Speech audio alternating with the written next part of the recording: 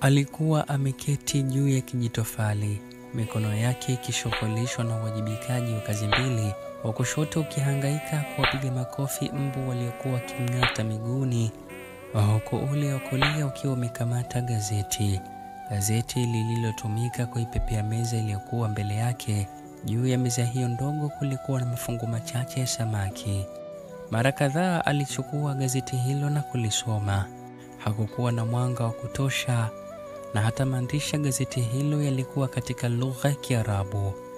Walakini alilazimisha kulinamisha katika ule mwanga hafifu uliokuwa ukizalishwa na kibatari, kuzitazama picha mbalimbali zilizokuwemo katika gazeti hilo. Kwa kiasi fulani yalikuwa ni mateso, lakini mateso hayo hayakuzidi yale ya kukuwa na macho na wapita njia.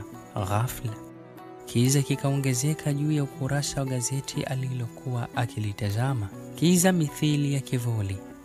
Akalifunga haraka na kuangalia juu. Mtu alikuwa amemsimamia.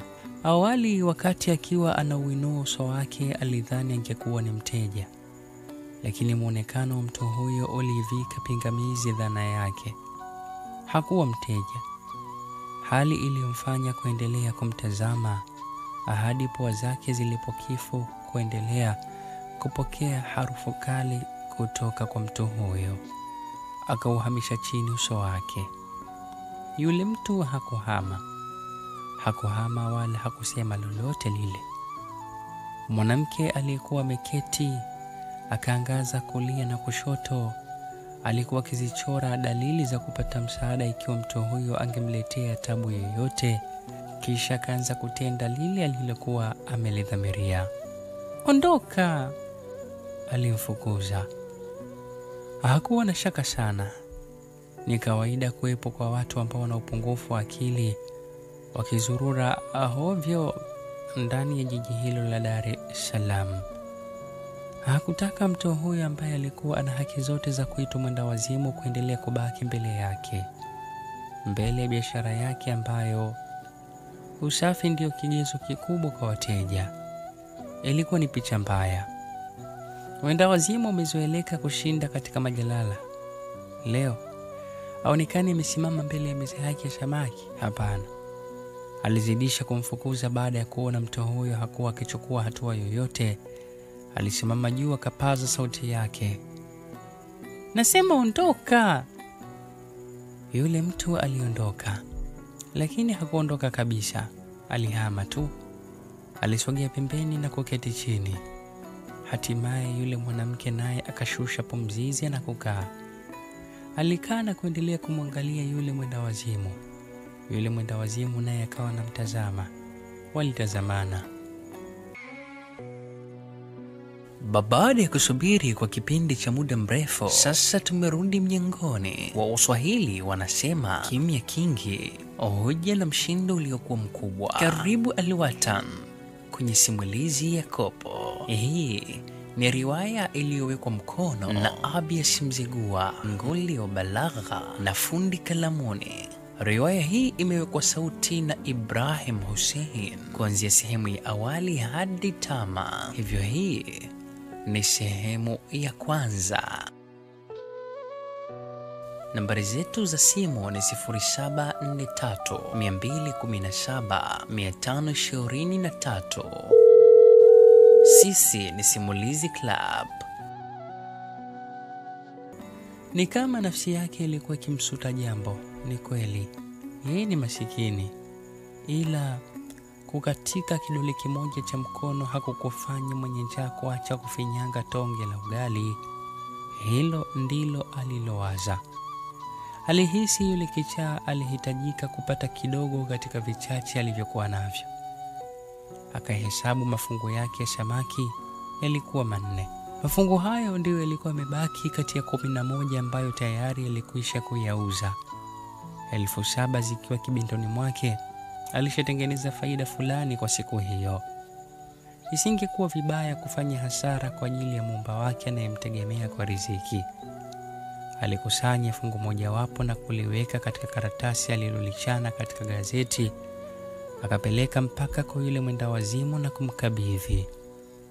"Shukran," jibu likatoka kwa mwanaume huyo aliyekuwa rafurafu. Wala hakusikiwa na yule mwanamke. Yeye tayari alisharudi haraka katika meza yake na kufungasha vitu vyake kwa ajili ya kumaliza biashara. Muda ulishakwenda. Zilisalia bajaji chache sana zenye kufanya safari kuelekea nyumbani kwake. Hakutaka kukosa usafiri, kitu ambacho kingemlazimu atembee kwa miguu kutoka hapo alipokuwapo mkabala na stendi ya Kimara Baruti mpaka nyumbani kwake Kilungule. Ni umbali mrefu usiochosha, maana ulikuwa ni mwendo wa kushusha vilima. Walakini urefu huo ukichangamana na giza la usiku mzito ni hatari isiyoelezeka, na yeye ni mwanamke. Sio kuelezeka, hatari isiyosadikika. Wakati akimalizia, ubaridi mdogo kamgonga katika mkono wake. Alishituka, akataka kuutazama vizuri mkono wake. Kabla hajafanikisha, ule ubaridi sasa ulianza kutapakaa kwa kiasi katika sehemu zake zote za mwili. Ni manyunyu ya mvua yaliyoanza kudondoka. Akabeba beseni lake hima na kuondoka. Hakujali kuhusu meza, maana ilikuwa ikimtoka kila siku shilingi 100 ya Kitanzania kuwalipa vijana wanaolinda eneo hilo, eneo ambalo wasakatonge wachache wameamua kutega ndoano za pesa. "Nisubiri!" alipiga kilele huku akikimbia. Alikuwa akipayukia bajaji mojawapo ambayo ilikuwa katika harakati za kuanza safari. "Imekodiwa dada," ndiyo sauti pekee aliyokuwa amesikia kutoka katika bajaji hiyo. Akasimama kwa namna ya kukata tamaa. Punde honi kasikika nyuma yake, liko ni bajaji nyingine. "Twende Masamia," kijana ambaye ni dereva bajaji hiyo alimuita. Hakukawia, haraka akaingia katika bajaji na kuondoka.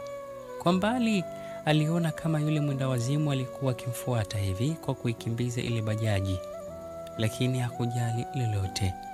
Ni chizi tu, hakuwa na umuhimu kwake. Ndivyo alivyokuwa akiwaza, huku bajaji hiyo ikiendelea kuchanganya mwendo kuondoka katika eneo hilo la kituo cha Kimara Baruti. Kijana ambaye ni dereva bajaji aliyokuwemo alikuwa akifahamiana naye. Walipiga soga chache za hapa na pale kuhusu changamoto za kimaisha, kisha kauli zao zikahamia katika kuizungumzia mvua hiyo iliyokuwa ikipiga kwa nguvu. Upepo uliokuwa umefungamana na mvua hiyo ukasababisha dereva apunguze mwendo baadhi ya dakika. Safari ilikuwa na uzito kidogo, lakini hatimaye mwanamke ambaye aliitwa kwa jina la Mama Samia alishafika kwake na kushushwa.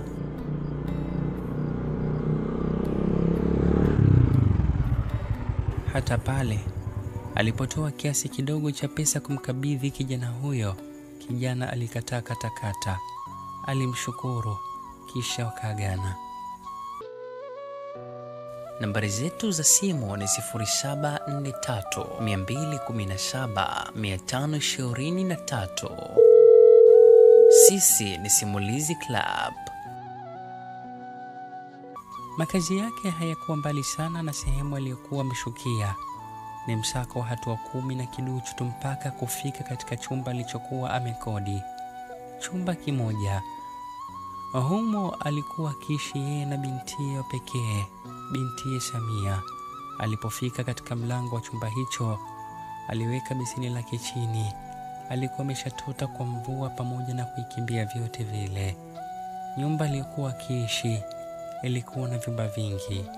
Ilijaliwa uwazi na kukosa hata bati la kujificha. Akashindwa kujiziba mvua hiyo ambayo hakuwa amesifu mwenyewe.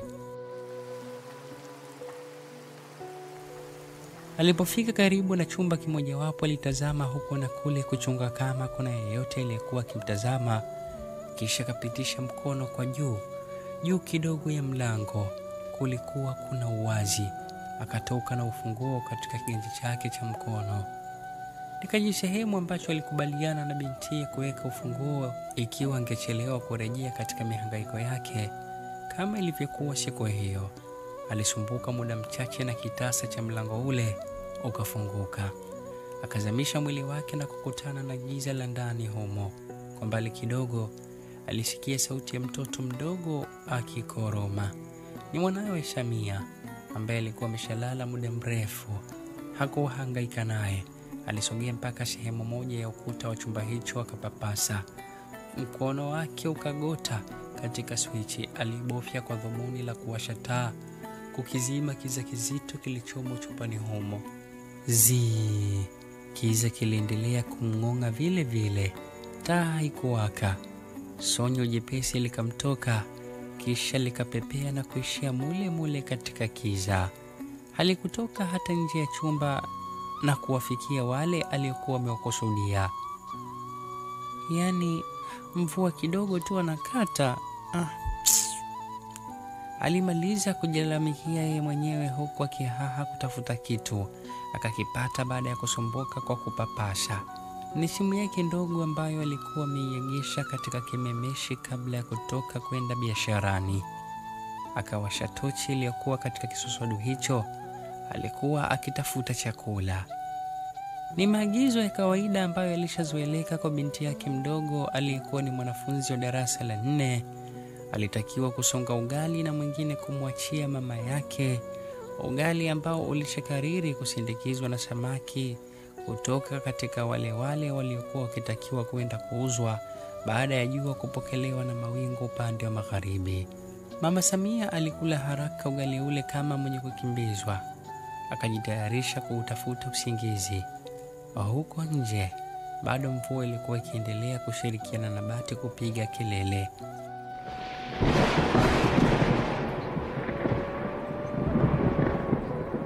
Alihitaji alale kuupumzisha mwili wake uliotakiwa kudamka mapema kesho yake. Akajitupa katika kitanda. Alimsogeza vizuri binti yake ambaye alikuwa amelala vibaya, kisha naye akajinyoosha kuutafuta usingizi. Siku kwake ilikuwa imekwisha. Nambari zetu za simu ni 0743 217 523. Sisi ni Simulizi Club. Lakini kwa viumbe wengine ni kama ilikuwa ikianza. Siku hiyo hao viumbe walidhamiria kumuingiza kwa lazima katika ulimwengu wao bila ya budi yake. Alianza kusikia mchakato wa hatua karibu na mlango wake ambao ulikuwa umepakana na kitanda. Mwanzo akahesabu kama sehemu ya maruerue ya usingizi uliokuwa umeanza kumnyemelea. Akapotezea na kujigeuza upande wa pili. Bado mchakato ulizidi katika mlango wake. Kisha akasikia kama vile ukianza kugongwa. Hapo ndipo akaacha kupumua na kufumbua macho yake. Pamoja na kujibana pumzi, moyo wake ulizidisha kasi ya kudunda kwa hofu. Naam, sasa alisikia vyema kabisa sauti ya mlango wake ukigongwa. Akakurupuka na kuketi. Nani saa hizi? Akachukua simu yake iliyokuwa pembeni yake na kuibofya. Mwanga ukatoka na kumulika. Akauficha haraka kwa vidole vyake. Alihisi kama vile ungemsaidia kuona ndani yule aliyekuwa nje ya mlango wake. Kisha katazama muda na kuizima. Ilikuwa ni saa 6 kasoro. Katika chumba hicho walikuwa wakiishi wawili tu. Ni nani huyu anayenigongea katika muda mzito kama huu? Alijiuliza kwa mara nyingine bila kupata jawabu. Akataka kurejea taratibu kujilaza katika kitanda chake na kujifanya kama sisikia lolote. Mlango uligongwa kwa mara nyingine.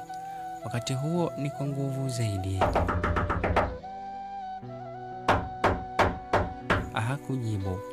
Hakujibu, akajiegesha kwa utayari wa koo lake.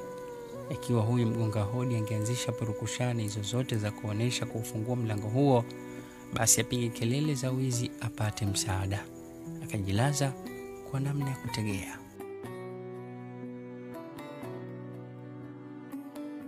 Kopo sehemu ya kwanza.